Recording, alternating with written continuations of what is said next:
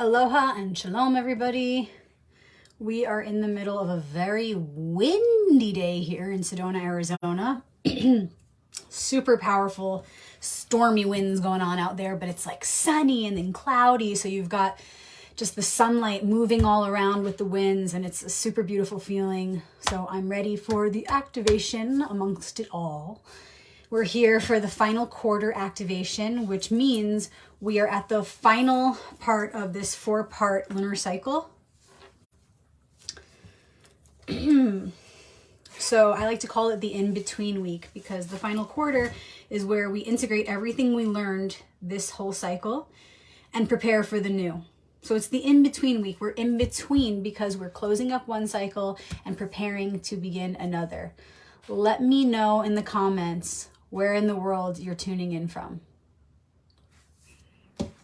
Hey, good to see you guys.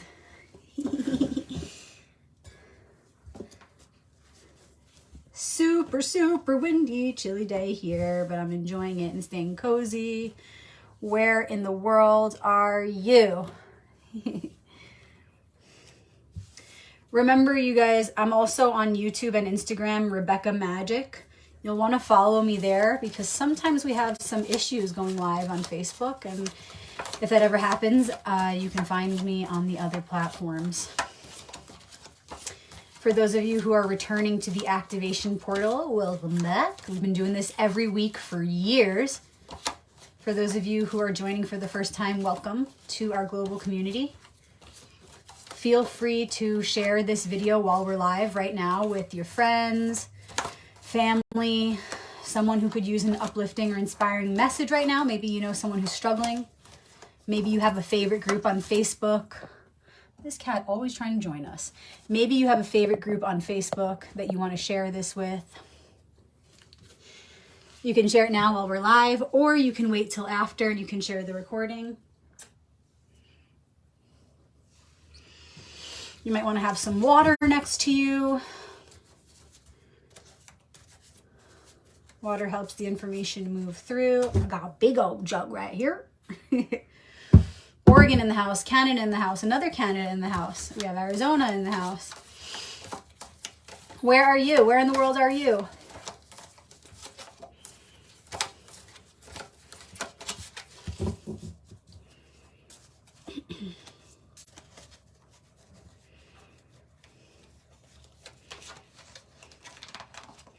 I'm just shuffling up the deck, and remember, you guys, the deck is the whole and the different cards are the parts of the whole. So you can see the deck as the whole you, and each card is a different aspect of self. You can also see the deck as the collective, and each card is a different part of the collective. You can see the deck as the whole brain, and each card is a different neural pathway. It's all those things. So when we shuffle the deck, we're just waking up all the pieces, all the parts, saying hello to every single one, making sure no one's left out. So just a little tip, there's no right or wrong way to shuffle. You just got to feel it for yourself. It's intuitive. You'll know when you're done because you will feel it. Just tune in. Make sure you connect with all of the parts. That's the main idea. Do it however you want, but that's the main idea.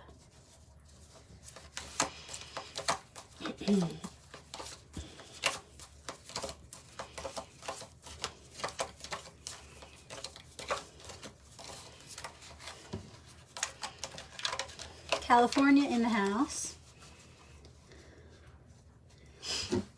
Okay, those are shuffled. Let's get our magical treasure chest out with our Hebrew cards. And remember, the Hebrew cards work the same way. It's the Hebrew alphabet, known as the Aleph Bet. And same thing as the tarot deck. When you shuffle them, you're just saying hello to all the parts. Each card represents a different aspect of the self or a different part of the whole.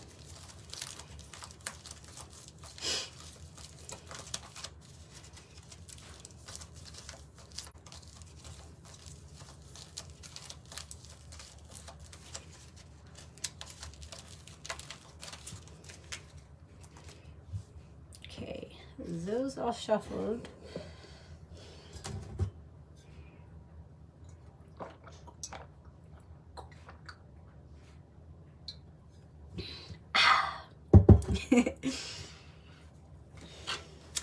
Now the electromagnetism can flow. I'm hydrated, ready to go. Thank you in advance to the archetypes, Faces of the One, for the message that's about to come through for us this week. When we pull the cards, it will present a map that we can use to best navigate this particular part of the cycle with the most grace, with the most ease, individually and collectively as one united consciousness.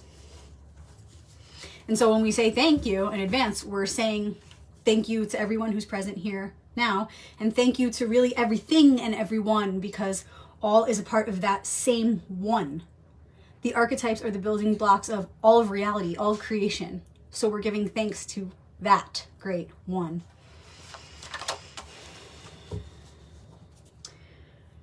And we will start with, as usual, the focus of the week. Out of this entire deck, thank you for showing us the main priority focus of the week, which is also known as the challenge and the gift.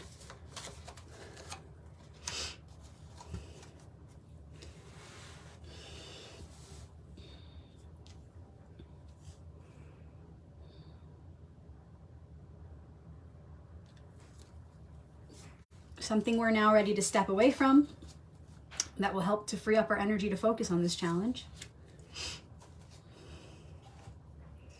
And then with the Hebrew cards, as usual, we'll pull the ally of the week. Okay. Yeah. All right, are you ready?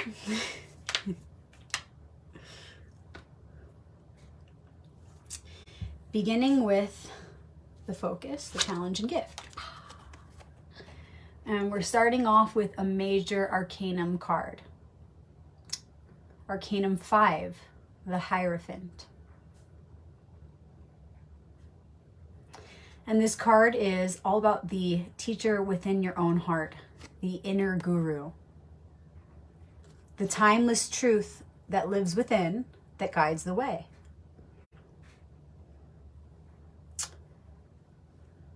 Okay, so this truth is outside of time and space.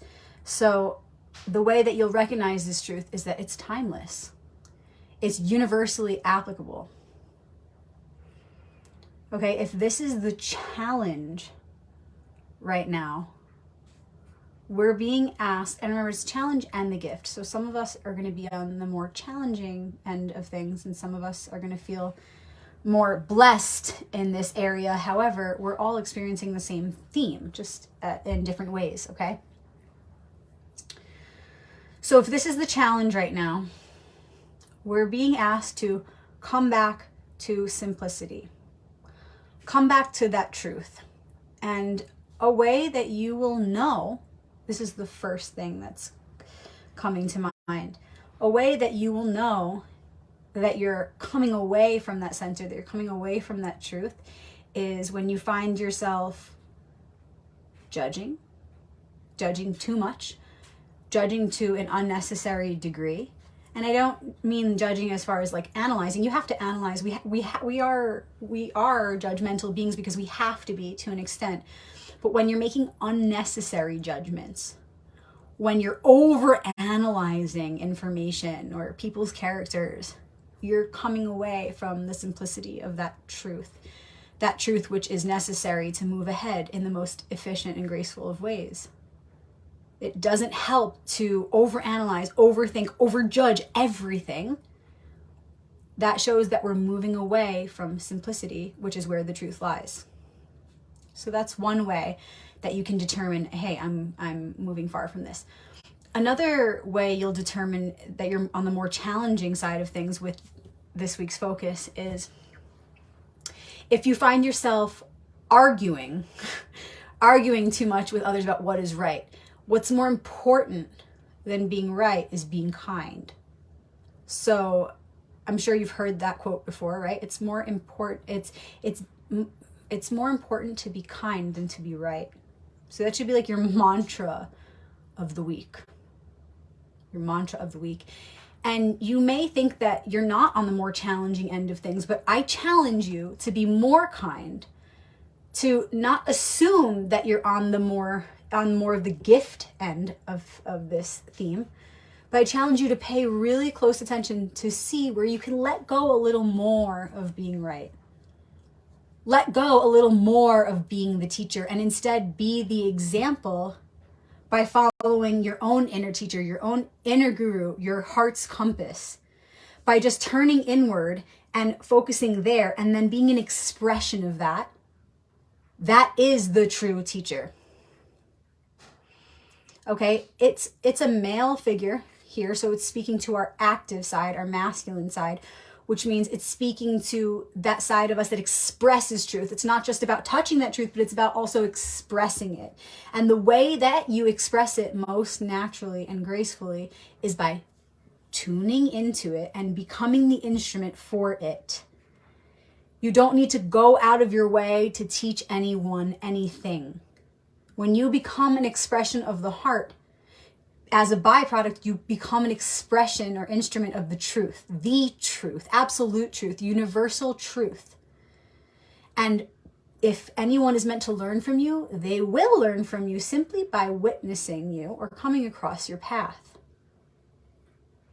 Okay, so on the positive side, this expression this week in particular will look like you really tuning into your heart and being an expression of that. On the more challenging side, if you're embodying a darker expression of the Hierophant, you're going to find yourself arguing, overanalyzing, judging, trying to overcome others with your power, being greedy for power. And my book is speaking to me right now. It's right here in front of me as always. So I'm going to pick it up and I want to read you guys a little something from my book.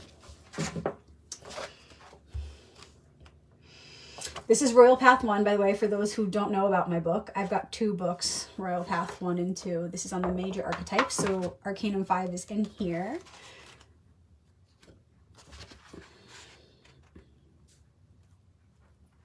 Yay! It's so exciting. I don't always pick up my book for our videos. Okay. At the end of each chapter, I give you the relationship, the realizations you should have secured when you activate that relationship with that particular archetype.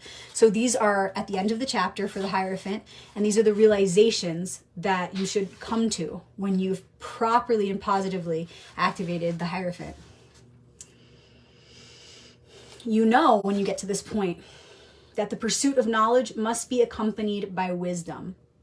So again, this week, you want to really pay attention to how you're using knowledge. It's not about how much knowledge you acquire, but it's also how you use it. Knowledge and wisdom go together. They are the 2 keys that you see at the bottom of the Hierophant card right there. If you want to know more about the symbols, ask me about my class. I have an 1.5-hour long video class on the Hierophant and on each card, actually. So feel free to reach out, private message me. So pay attention to that this week.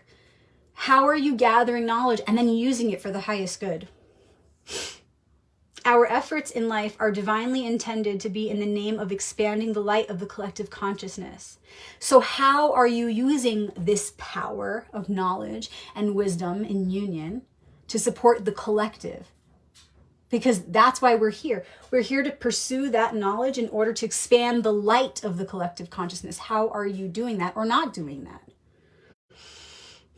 We must recognize the significance of willfully seeking and sharing knowledge so that all of life may thrive. So what you know, show.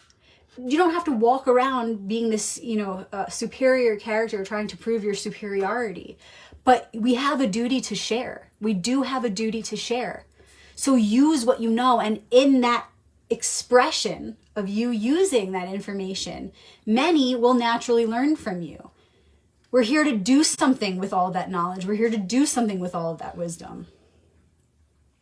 Everyone and everything is equally our teacher. There is no superior being in the eye of wisdom. So again, this week, if you want to be a positive embodiment to the best of your ability of the Hierophant, how are you opening up your heart to see that everyone and everything is the teacher?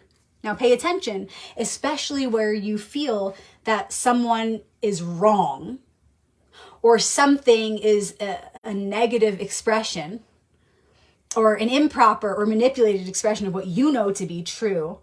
Look through and into that very thing that you're judging, overanalyzing, or condemning, especially.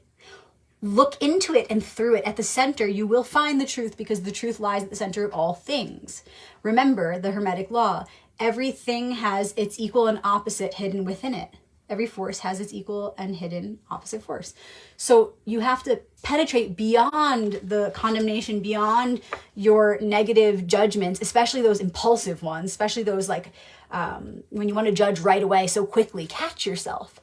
And remember, there's a teaching there, because there's truth everywhere. The degree to which we may extract truth from our environment depends on our ability to discern the truth using our own masterfully developed intuition or heart's compass. So the more you turn inward and really deeply form a relationship with that truth, the center of your heart, which really, you can find in many expressions as the 10 Commandments or the Hermetic laws or the natural laws of energy, they're all different descriptions of the same thing. So remember, the more you become familiar with that law, truth, light that lives within, as your teacher, the more you become familiar with it, the more you will have a cipher to hold up to anything to find the truth in it, and to find the falsities, to find the untruths. There's a few more, but I'm just going to read one more. Benevolence is key in transmission of knowledge and attainment of wisdom. So benevolence, and there's so much more, you guys, but I'm just going to stop it there. If you want to know more, ask me about my book. Ask me to ship you my book. So this week, focus on that. Benevolence, kindness.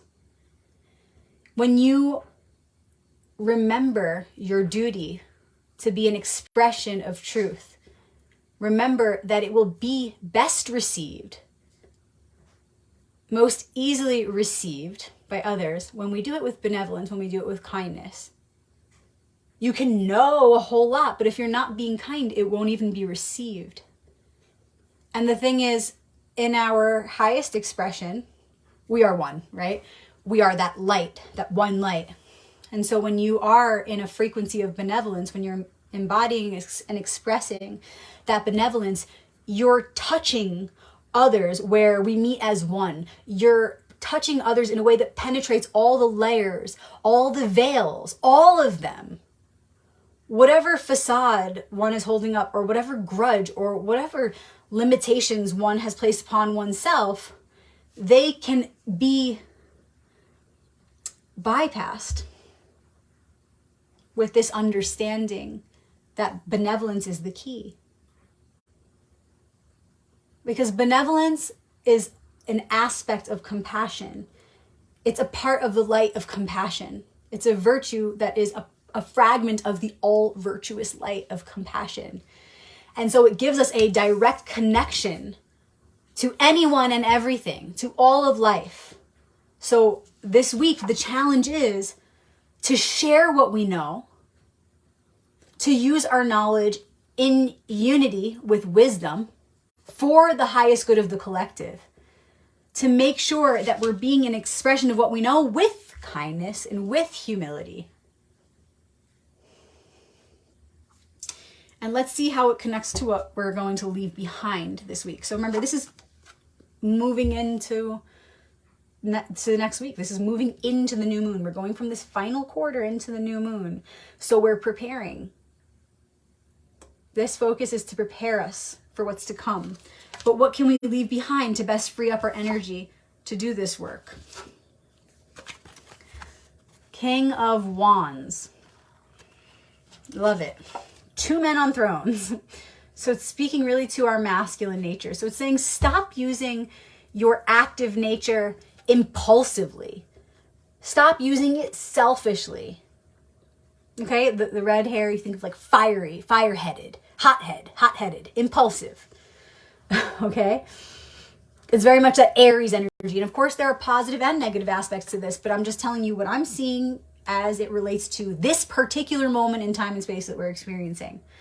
Okay, so this is what we have to leave behind to move toward this.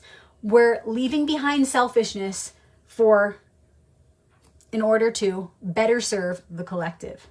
Move away from serving the small self. Let's move towards serving the collective. Pay attention to the ways in which we might have become selfish, in the ways in which we may have started focusing our goals for short-term satisfaction, forgetting about our duty as divine beings who've come here to bring heaven to earth. Recentering, realigning with our purpose to do this. Cultivate and share knowledge applied with wisdom, with the intention of expanding the light of the collective consciousness. Okay, so we're leaving this behind. Wherever you felt impulsive or you felt like you're in a rush, pay attention to where you feel rushed or where you're rushing yourself, because we're doing it to ourselves. We're doing it to ourselves. Where can you slow down? Because if you're rushing and you're hot-headed and you're being selfish and you're thinking of yourself and not the collective, you're not going to be able to tune into that truth. What's going to happen if you carry this into the future of this new cycle we're stepping into is you're going to be embodying the negative aspects of the Hierophant. If you don't do this work, what's going to happen is you're going to end up being this power-hungry person who is overly judgmental, overanalyzing everything and everyone, and focused on the wrong things. You're going to overcomplicate your life. You're going to over-dramatize everything if you don't do this work. But we're being given this message, this opportunity to calm down, pour some water on it, pour some water on ourselves, slow down a bit. Remember the higher aspect of the King of Wands. It's the King of Wands in us is the one who is the master of our own spiritual path, the one who knows what to do with our spine, our spirit, our kundalini, our shekinah, our fire, our creative force. So let's come back to that. Let's act on that for the collective. Let's bring that fire to the right cause. Let's balance that fire out with some water, with the heart, with benevolence. Okay? It's like you can see he's like got all these flames, fire, red, right? But then the red turns into this priestly robe, honing that power of all that that red represents, that fire, that creative force, and giving it a spiritual purpose, right? Because the Hierophant represents like this priest-like figure, this teacher. And it reminds us that we're here to use all that force, not for selfish gain, but for the collective, to be an expression of truth, to expand the light so that we can develop our collective heart's compass.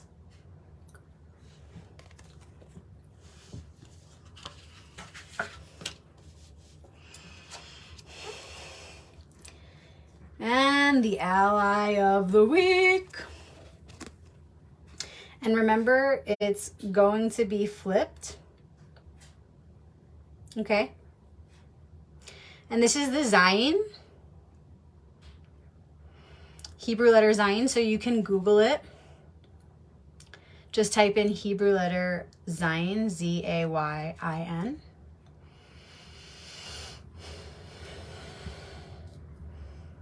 And it's the 7th letter of the alphabet, 7th letter in the Hebrew alphabet. And the hieroglyphic symbol that's associated with the Zayin is like a sharp object or a sword. It's also, think of a conqueror, okay? It's connected to Arcanum 7 in the tarot, which is the chariot. The conqueror. In ancient Egypt, the chariot was known as the conqueror. So, if this is our ally, it's tying it all in together so beautifully, and I just want to hold them up together so you can see. Okay, it's saying, what are you going to use your weapon for? What even is your weapon? Are you going to use it like a bad king? As a bad conqueror? To just destroy everything and own the world? To expand your empire for yourself? Or is your weapon the truth? Is your sword your truth? What are you going to use it for? And I love that the Zion also kind of looks like a T,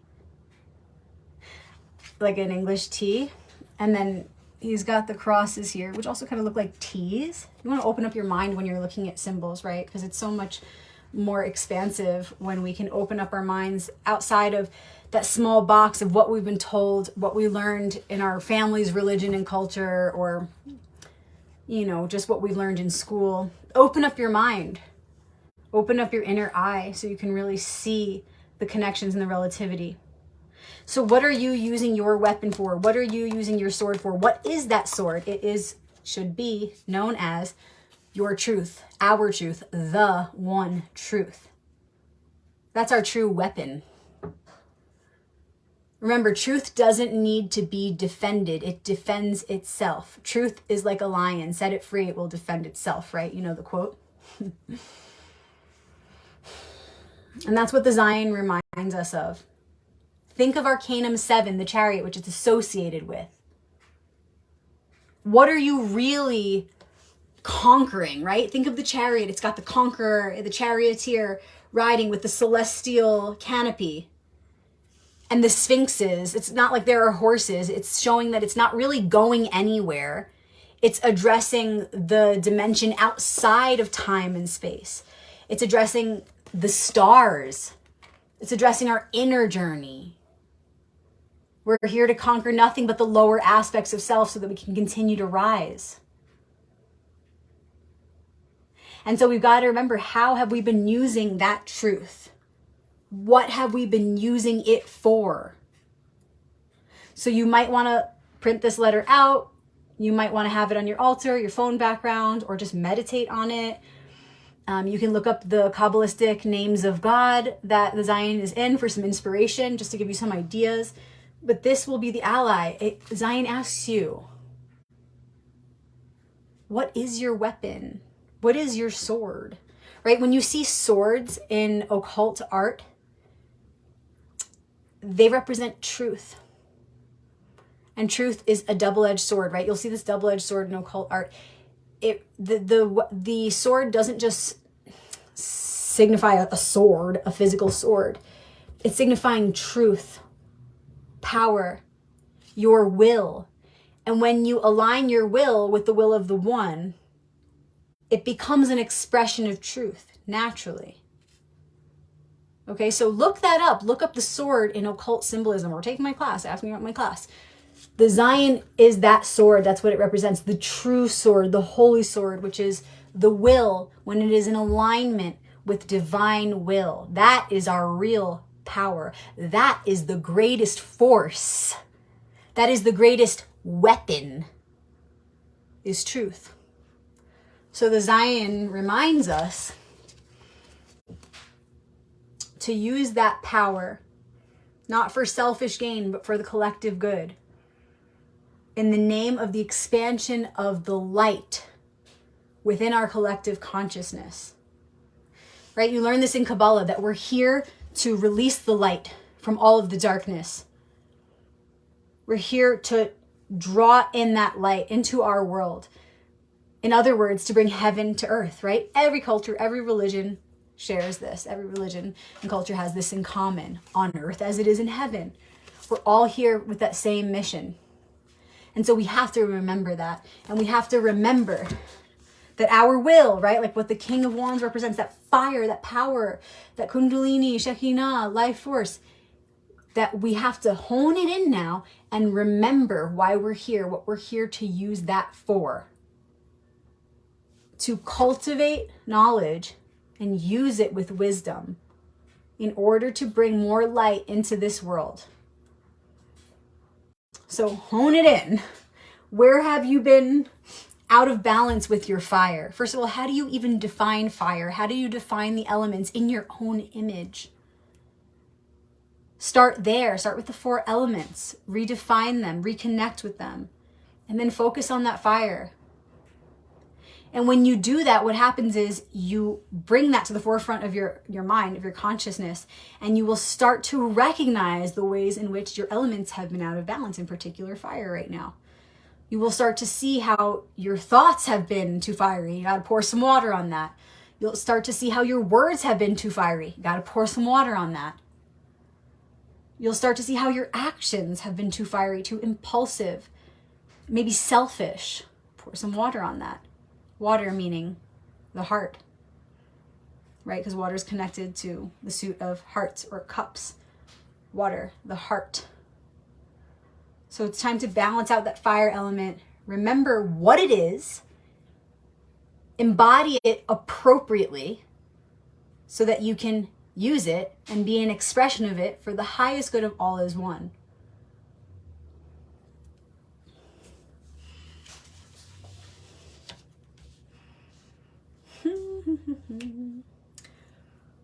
All right, you guys, so we're moving away from impulsiveness. We're moving away from anger, impatience, selfishness, toward grace, wisdom.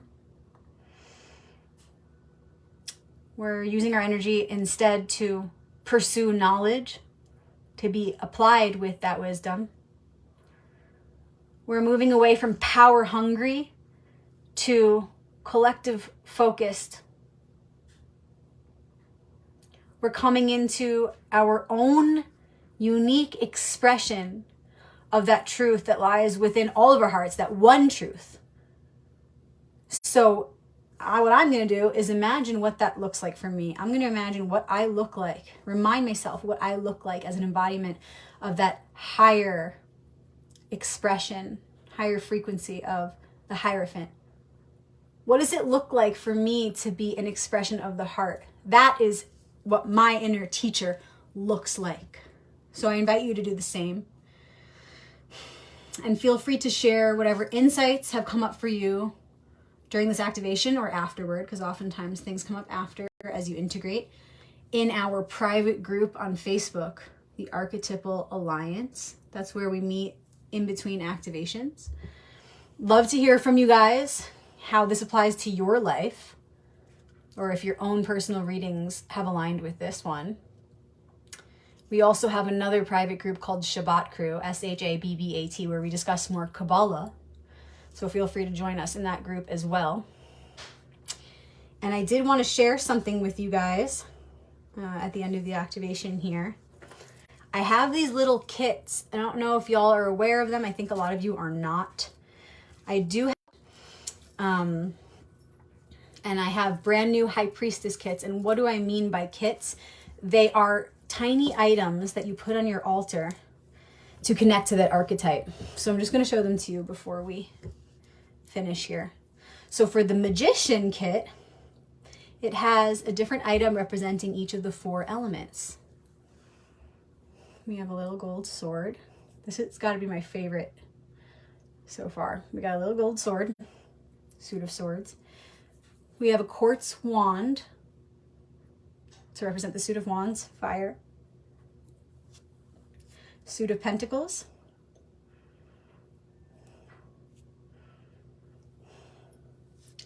Suit of cups. And yes, it's so cute. It stands upright on your altar. So it helps you to connect to the 4 elements of which everything is made. Just like the Magician, if you see on the card, has these 4 tools on his table. That's the Magician's kit that I have available. Not many of those left, but I will get more. And brand new is the High Priestess kit. You have this awesome charm for balance, right? Because High Priestess is 2, about polarity and duality. I like that side. We have a little Torah to represent the truth that's in her lap on the High Priestess card. If you look, it says T-O-R-A on the Rider-Waite deck. Torah means law.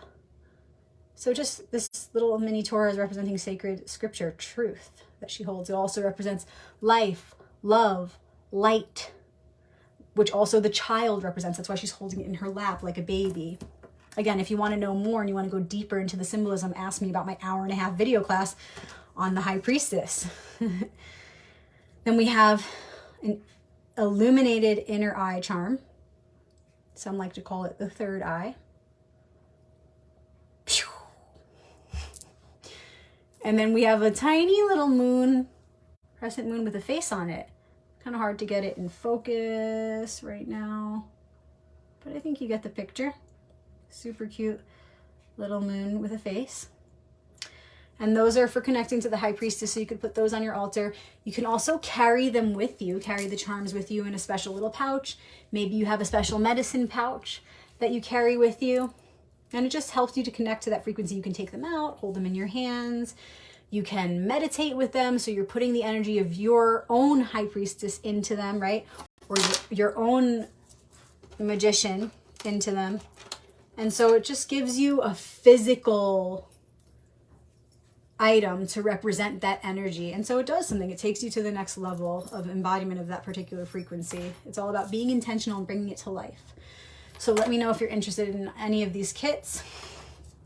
And of course, let me know if you're interested in my books. I've been so happy shipping them out to you guys. Australia, for you Australians in my comments, you guys are awesome. I keep getting, for years, Australians super loving my books. That's awesome. As you guys know, I'm in the US. I love shipping my books out to you Australians. I love shipping them anywhere in the world. So book 1, Major Arcanum Archetypes. Book 2, Minor Arcanum Archetypes. Book 1 gives you the proper non-manipulated Hebrew letter correlations. Also gives you meditative questions to ask so you could go deeper into your self-analysis when pulling cards or focusing on a particular archetype. Book 2 is really cool because it goes into the different elemental suits and a new way of looking at them.